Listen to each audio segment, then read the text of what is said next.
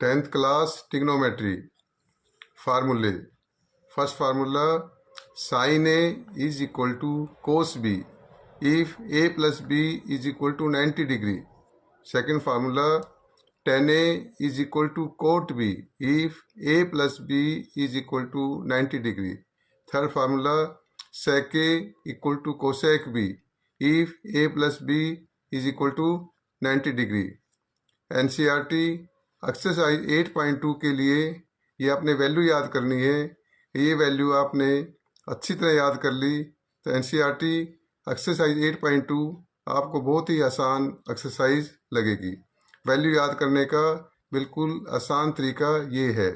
First value, sine 0 degree is equal to cos 90 degree is equal to 0 because 0 plus 90 degree is equal to 90 degree. Second value, sin 30 degree is equal to cos 60 degree is equal to 1 by 2 because 30 degree plus 60 degree is equal to 90 degree.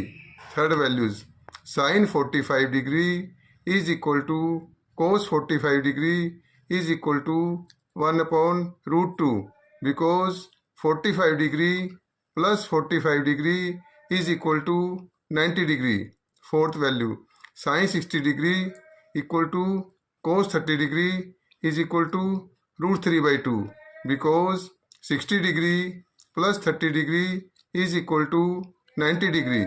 Fifth value, sin 90 degree is equal to cos 0 degree is equal to 1 because 90 degree plus 0 degree equal to 90 degree. Sixth value, tan 0 degree is equal to cot 90 degree is equal to 0 because 0 plus 90 degree is equal to 90 degree. Seventh value, tan 30 degree is equal to cot 60 degree is equal to 1 by root 3. Eighth value, tan 45 degree is equal to cot 45 degree is equal to 1. Ninth value, tan 60 degree is equal to cot 30 degree is equal to root 3. 10th value, tan 90 degree is equal to cot 0 degree not defined. Reciprocal of 0 is not defined. Reciprocal of 0 is not defined.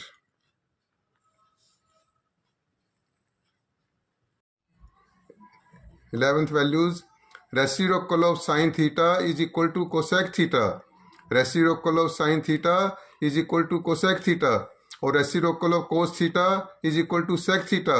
Reciprocal of cos theta is equal to sec theta. तो therefore cosec 0 degree is equal to sec 90 degree is equal to not defined because reciprocal of 0 is not defined. 12th value, cosec 30 degree is equal to sec 60 degree is equal to 2 because reciprocal of 1 by 2 is equal to 2. 13 value, cosec 45 degree is equal to sec 45 degree is equal to root 2 because reciprocal of 1 by root 2 is equal to root 2. 14 values, cosec 60 degree is equal to sec 30 degree is equal to 2 upon root 3. root 3 by 2 का reciprocal क्या होता है 2 upon root 3. 15 value, cosec 90 degree is equal to sec 0 degree is equal to 1. Reciprocal of 1 is equal to 1. NCERT exercise 8.2 first sum का first part, evaluate sine 60 degree cos 30 degree plus sine 30 degree into cos 60 degree. Sine 60 degree और cos 30 degree की value क्या होती है root 3 by 2 because 60 degree plus 30 degree is equal to 90 degree. Sine 30 degree और cos 60 degree की value क्या होती है 1 by 2 because 30 degree plus 60 degree is equal to 90 degree. तो साइन 60 की वैल्यू हमने क्या डाल दी root 3 by 2 multiply cos 30 degree की वैल्यू क्या होती है रूट 3 by 2 प्लस का प्लस साइन 30 डिग्री की वैल्यू क्या होती है हमारे पास होती है 1 by 2 और कोस 60 की वैल्यू क्या है 1 by 2. Root 3 multiply root 3 is equal to 3. 2 multiply 2 is equal to 4 plus 1 multiply 1 is equal to 1. 2 multiply 2 is equal to 4. 4 और 4 का एलसीएम क्या होएगा 4. 4 और 4 का एलसीएम क्या होएगा 4. एलसीएम इज 4 तो यहाँ भी 4 है और यहाँ भी 4 है तो क्या आएगा 3. यहाँ पे भी 4 है एलसीएम भी 4 है तो क्या आएगा 1. 3 + 1 is equal to 4. 4/4 is equal to 1. 1 is the required answer. NCERT exercise 8.2 first sum second part. Evaluate 2 tan square 45 degree plus cos square 30 degree minus sin square 60 degree. 2 is the same. tan square 45 degree का मतलब होता है tan 45 degree की value का whole square, और cos square 30 degree की value का मतलब होता है cos 30 डिग्री की वैल्यू का whole square, minus sine square 60 degree का मतलब होता है साइन 60 डिग्री की वैल्यू का होल स्क्वायर, और tan 45 डिग्री की वैल्यू क्या होती है 1. cos 30 degree is equal to sign 60 degree is equal to √3/2, because 30 degree plus 60 degree equal to 90 degree. 2 is the same. tan 45 degree की वैल्यू क्या होती है 1, और स्क्वायर है तो क्या आ जाएगा 1 का स्क्वायर. cos 30 डिग्री की वैल्यू क्या होती है √3/2, और स्क्वायर है तो क्या आ जाएगा √3/2 का whole square, minus sine 60 degree की वैल्यू क्या होती है √3/2, तो क्या आ जाएगा √3/2 का स्क्वायर. 2 सेम. 1 का स्क्वायर क्या होता है 1, प्लस √3 का स्क्वायर 3 और 2 का स्क्वायर 4, तो √3/2 का होल स्क्वायर क्या हो जाएगा 3/4. सिमिलरली माइनस √3/2 का whole square 3/4. 3/4 3/4 is cancel. 3/4 is cancel. 2 into 1 equal to 2. 2 is the required answer. Video अच्छी लगे तो लाइक और सब्सक्राइब करें. Thank you. Trigonometry 10th class exercise 8.2 first question third part. evaluate cos 45 degree whole upon sec 30 degree plus cosec 30 degree. cos 45 degree is equal to 1/√2. sec 30 degree की value होती है 2/√3. cosec 30 की value क्या होती है 2. तो cos 45 degree की value हम क्या पुट कर देंगे 1/√2, होल अपॉन sec 30 की वैल्यू क्या पुट कर देंगे 2/√3, प्लस cosec 30 की वैल्यू क्या होती है 2, और 2 को हम लिख सकते हैं 2/1. अब 1/√2 न्यूमरेटर इज सेम, और √3 और 1 का हम क्या लेंगे LCM. √3 and 1 are 2 different terms. जो 2 डिफरेंट टर्म्स होती है तो उसका एलसीएम क्या आता है मल्टीप्लाई करके. तो √3 into 1 क्या होता है √3. तो √3 और 1 का एलसीएम क्या आएगा √3. जब 2 डिफरेंट टर्म हो और एलसीएम दोनों की प्रोडक्ट से आया हो, इसको सोल्व करने का बिल्कुल इजी मेथड है. 2 into 1 is equal to 2 plus 2 into √3 2√3 whole upon √3. अब यहाँ क्या है न्यूमरेटर में क्या है हमारे पास 1/√2 whole upon 2 plus 2√3 upon √3. Whole upon का मतलब होता है डिवाइड, और डिवाइड में हम क्या करते हैं डिवाइड की जगह हम मल्टीप्लाई कर देते हैं, और नीचे वाले टर्म का हम क्या कर देंगे रेसिप्रोकल कर उल्टा. तो फिर नेक्स्ट स्टेप क्या आएगा 1/√2 multiply √3 upon 2 plus 2√3. Next step 1/√2 multiply √3 upon 2 plus 2√3. तो 1 into √3 क्या होता है √3, और √2 into 2 2√2 plus √2 into 2√3 2 is the same, और √2 into √3 क्या होता है √6. √2 into √3 क्या होता है √6. अब न्यूमरेटर में √3 है, इसको सेम लिख देंगे. होल अपॉन 2√2 प्लस 2√6 में हम 2 क्या ले लेंगे कॉमन. जब 2√2 प्लस 2√6 में 2 कॉमन लेंगे तो 2√2 अपॉन 2 क्या आ जाएगा हमारे पास √2, और 2√6 में से 2 कॉमन लेंगे 2√6 अपॉन 2 क्या आ जाएगा √6. तो न्यूमरेटर में फिर लिखना है √3 सेम, डिनोमिनेटर में 2. अब हमें क्या करना है डिनोमिनेटर क्या करना है रेशनलाइज. डिनोमिनेटर में कभी भी स्क्वायर रूट नहीं रखते. डिनोमिनेटर स्क्वायर रूट को क्या करना होता है ख़त्म करना होता है. रेशनलाइज का मतलब ये होता है. तो रेशनलाइज करने के लिए हमारे पास क्या है √2 प्लस √6. दोनों टर्म प्लस की हैं, और जब दोनों टर्म प्लस की हो और हमें रेशनलाइज करना हो तो बड़ी वाली टर्म पहले लिख देते हैं, छोटी वाली बाद में.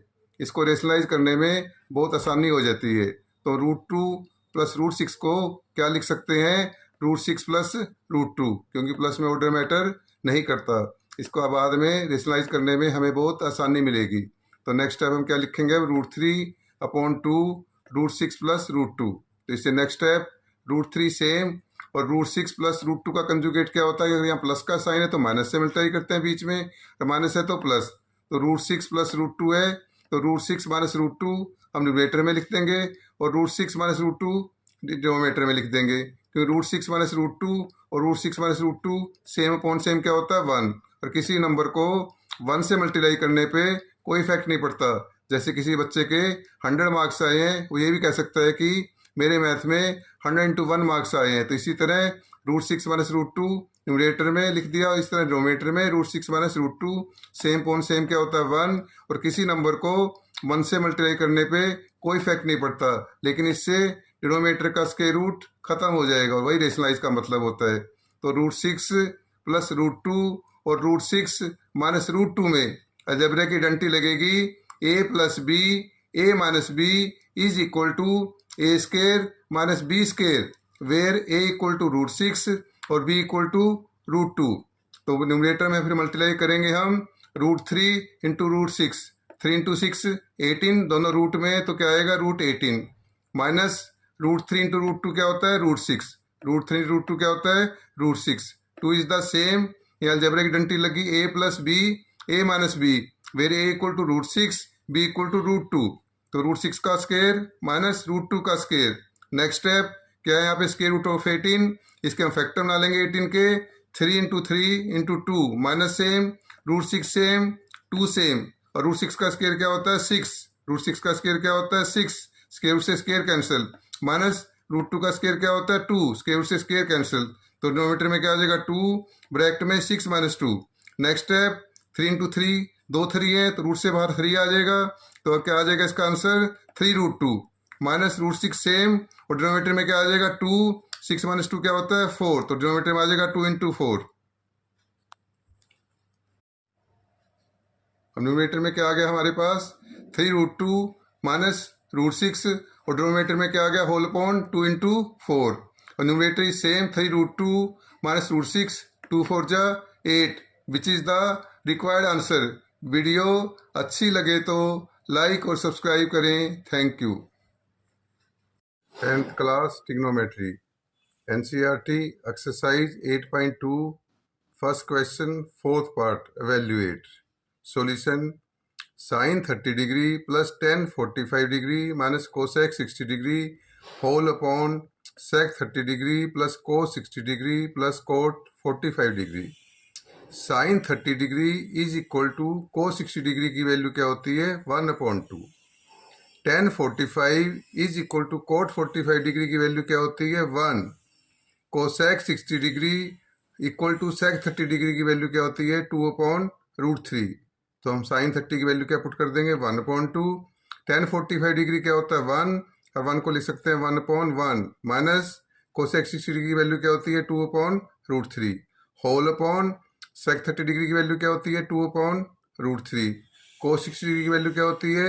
1/2 प्लस कोट 45 डिग्री वैल्यू क्या होती है? 1, 1 को लिख सकते हैं 1/1। अब 1/2 को प्लस 1/1 को हम सोल्व करेंगे। 2 and 1 आर 2 डिफरेंट टर्म्स, तो 2 और 1 का एलसीएम क्या आएगा? 2। तो एलसीएम दोनों की प्रोडक्ट से आया है, इसको सोल्व करने का बिल्कुल आसान तरीका है। 1 इंटू 1 1 प्लस 2 इंटू 1 2, तो क्या आ जाएगा यहाँ? 1 plus 2 whole upon 2 minus 2/√3 whole upon 2/√3 same plus same. इसी तरह न्यूमरेटर की तरह 1/2 प्लस 1/1 को सोल्व करेंगे तो क्या आ जाएगा? 1 प्लस 2/2। न्यूमरेटर में क्या आ जाएगा हमारे पास? 1 plus 2/2 minus 2/√3 whole upon 2/√3 plus 1 plus 2/2। 1 plus 2/2 क्या हो जाएगा? 3/2 minus same 2/√3 same whole upon 2/√3 same 1 plus 2/2 क्या हो जाएगा? 3/2। अब 3/2 माइनस 2/√3 न्यूमरेटर को सोल्व करेंगे। 2 and √3 आर 2 डिफरेंट टर्म्स, और तो इसका एलसीएम क्या आएगा? 2 इंटू √3, एलसीएम क्या आएगा? 2√3। प्रोडक्ट दोनों टर्म डिफरेंट हो और दोनों की प्रोडक्ट से आया हो, तो इसको सोल्व करने का इजी मेथड है 3 इंटू √3 3√3 माइनस 2 इंटू 2 4, और एलसीएम क्या है? 2√3 होल अपॉन डिनोमिनेटर सेम है, सिर्फ डिनोमिनेटर क्या डिफरेंट है? यहाँ प्लस का साइन है, क्या साइन है, प्लस का, तो डिनोमिनेटर का एलसीएम भी क्या आएगा, √3 एंड 2 का कैल्शियम आएगा 2√3, और डिनोमिनेटर को भी न्यूमरेटर की तरह सोल्व कैसे करेंगे, 2 × 2 4 प्लस 3 × √3 3√3, तो न्यूमरेटर में क्या हमारे पास अब 3√3 -4 अपॉन 2√3, होल अपॉन का मतलब क्या होता है, डिवाइड, होल अपॉन का मतलब क्या होता है, डिवाइड, और डिवाइड में हम क्या कर देते हैं, मल्टीप्लाई कर देते हैं, डिवाइड में हम मल्टीप्लाई कर देते हैं, और नीचे की टर्म का हम क्या कर देते हैं, रेसिप्रोकल, नीचे की टर्म का हम रेसिप्रोकल कर देते हैं, उल्टा कर देते हैं, तो क्या आएगा इसे उल्टा करने से 2√3 अपॉन 4 प्लस 3√3, तो फिर अगला स्टेप क्या आएगा, 2√3 इज कैंसल, 2√3 इज कैंसल, तो न्यूमरेटर में हमारे पास क्या बचेगा, 3√3 -4, न्यूमरेटर में क्या बचेगा, 3√3 -4 अपॉन डिनोमिनेटर में क्या बचेगा, 4 प्लस 3√3, डिनोमिनेटर में बचेगा 4 प्लस 3√3। अब हमें क्या करना है,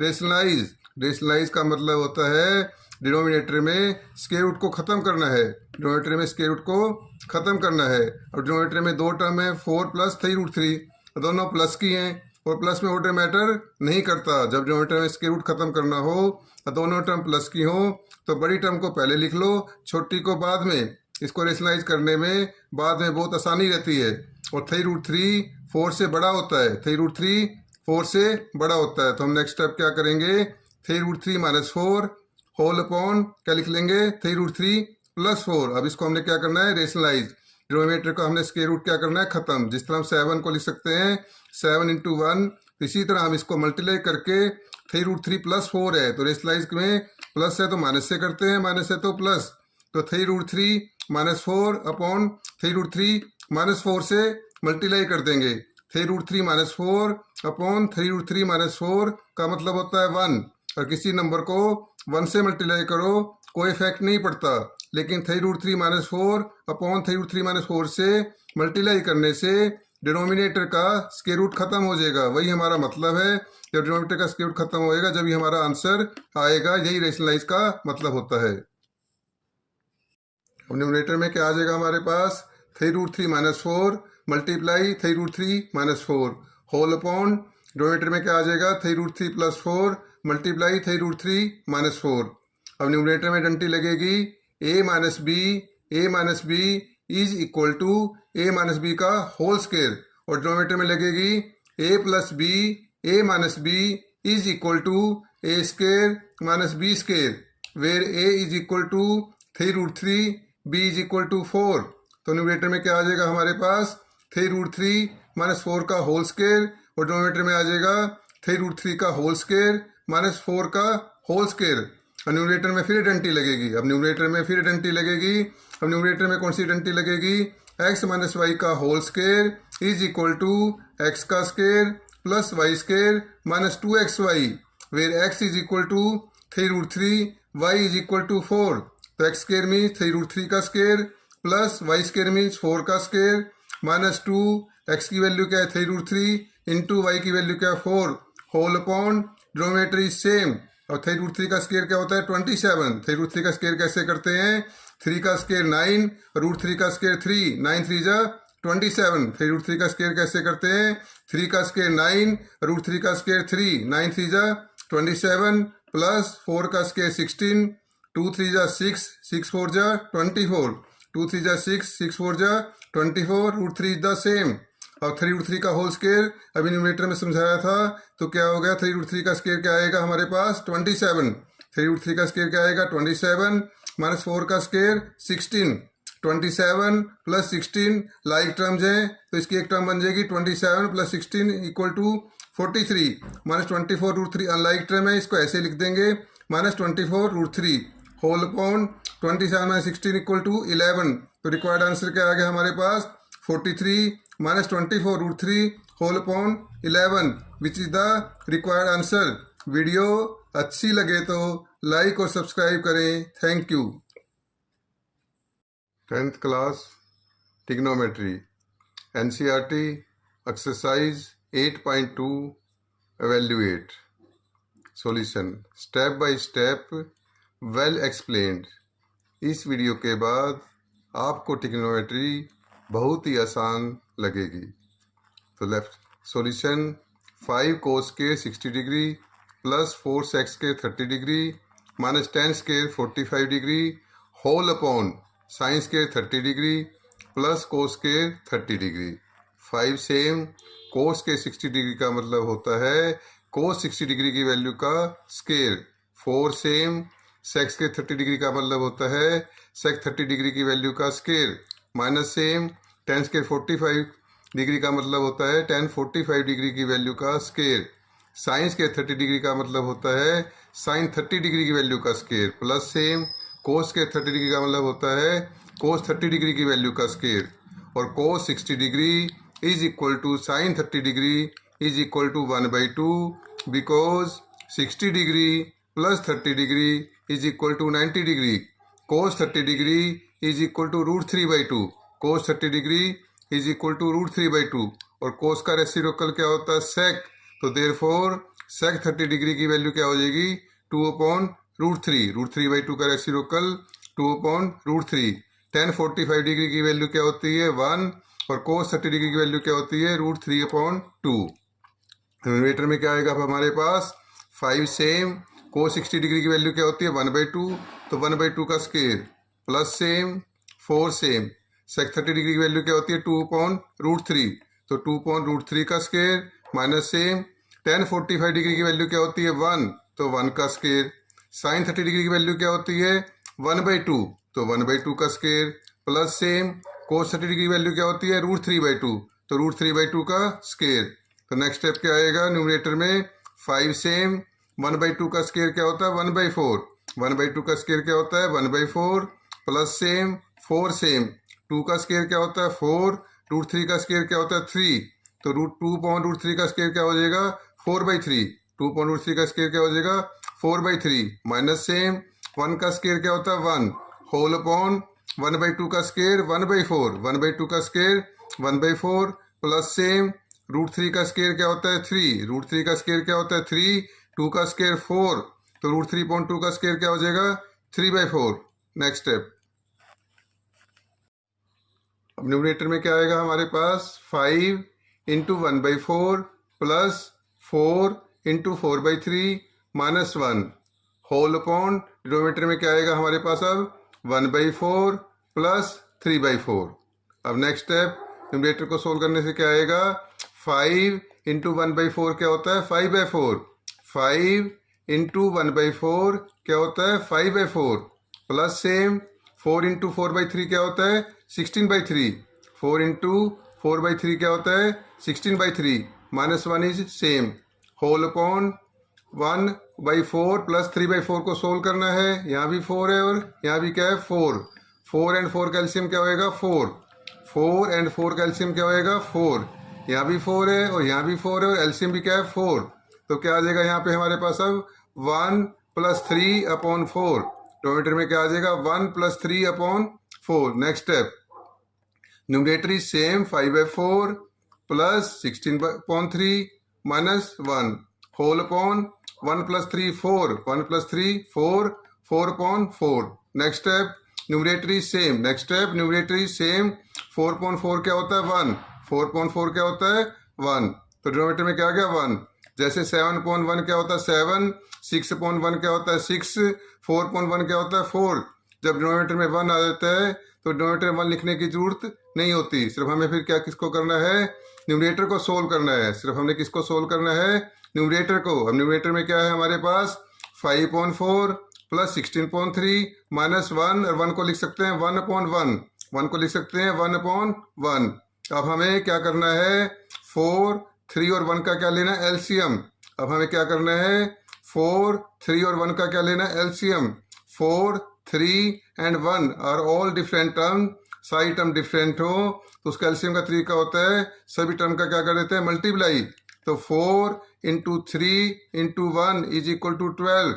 4 × 3 × 1 इज इक्वल टू 12। तो एलसीएम क्या आ जाएगा अब 12। एलसीएम क्या आ जाएगा 12 और 12 को 4 से डिवाइड करेंगे तो क्या आएगा 3। 12 को 4 से डिवाइड करेंगे तो क्या आएगा 3 3 5 जा 15 3 5 जा 15 प्लस सेम 12 को 3 से डिवाइड करें क्या आएगा 4।